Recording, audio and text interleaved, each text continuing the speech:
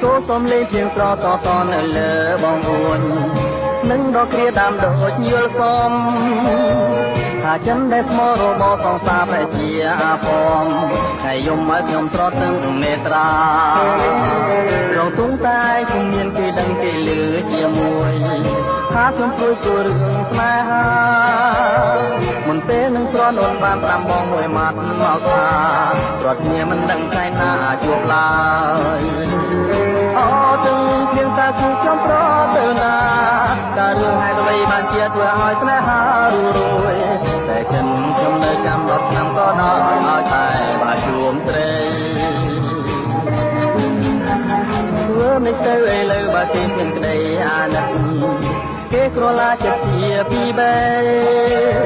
យើងអើយសូមញ៉ាំមេត្តាប្រាប់ខ្ញុំមួយម៉ាត់យ៉ាងខ្លីសពខ្ញុំគ្រាមក្រំរីរេអរ៉ា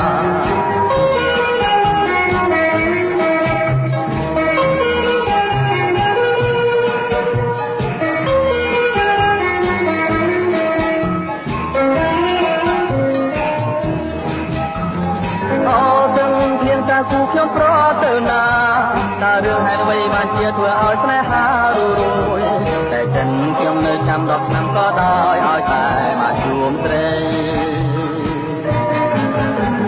ធ្វើមិនទៅឥឡូវបើគេគ្មានក្តីអាណិតគេក្រឡាចិត្តជាពីបែ